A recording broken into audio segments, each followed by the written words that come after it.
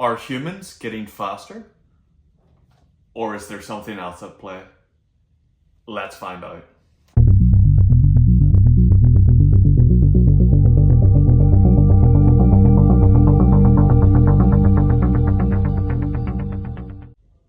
So the big question is, are humans actually getting faster?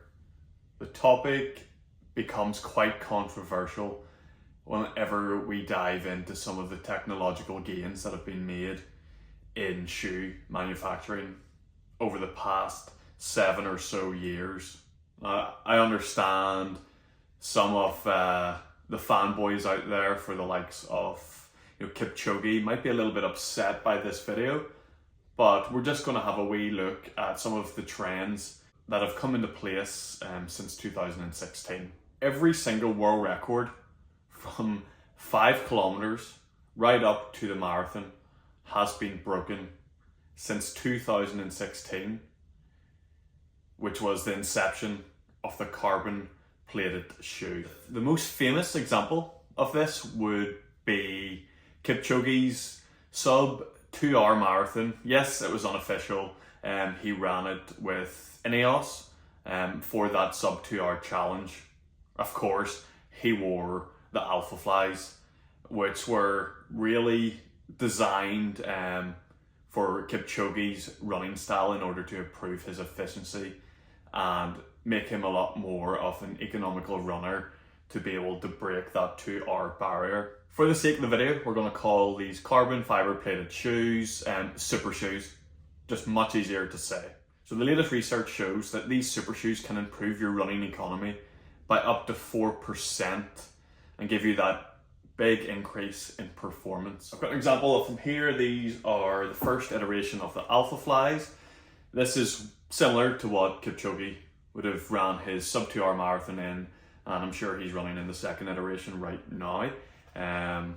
We can see here, or maybe you can hear better, there is a carbon fiber plate that runs through the center of the sole. You can see there's a slight line divide the whole way around the shoe where they have sandwiched in this carbon plate, and this improves the energy return from the ground and makes the shoes much more poppy, and you get a lot more out of each stride. Most famous official world record examples of this would be Kipchoge during the Berlin Marathon in 2022 when he ran a time of 2 hours, 1 minute and 9 seconds, which is just absolutely ridiculous. Kipchoge in 2019 absolutely obliterated her personal best by 4 minutes, which she ran just 1 year before.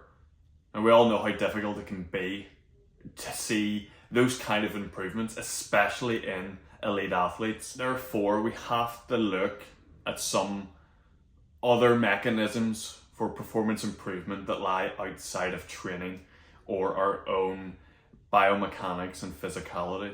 So the design of super shoes like this is predominantly for an increase in energy return, which ultimately requires less energy expenditure from the athlete. So the stack height of these shoes, being right up to the maximum of 40 millimeters, has been shown to greatly increase your running economy as it artificially lengthens your lower limb. This becomes more advantageous the smaller you are, as the artificial increase in your limb length is a greater percentage than what it would be for a taller athlete. With the carbon fiber plate, we've got increased energy return and less energy expenditure. With the large stack heights, we become more economical as our lower limb length has been artificially increased. And with the lightweight design of the shoes, it is also requiring less energy per leg swing. Therefore, the technological benefit of these super shoes is simply undeniable. The big question is, should they be banned? After all, banning equipment in elite sports and athletics is not unprecedented.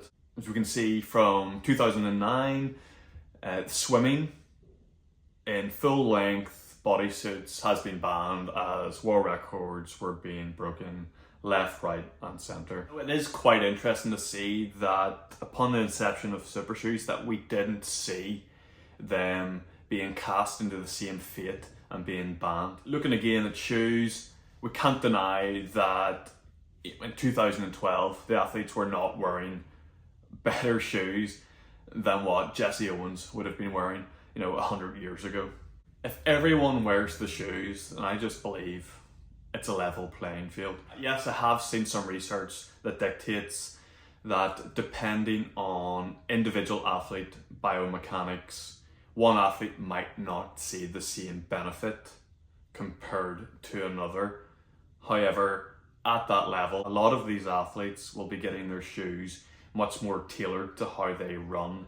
Therefore, everybody should be getting a benefit from these super shoes.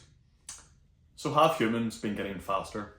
Well, ultimately, it's very difficult to answer that question since the inception of super shoes.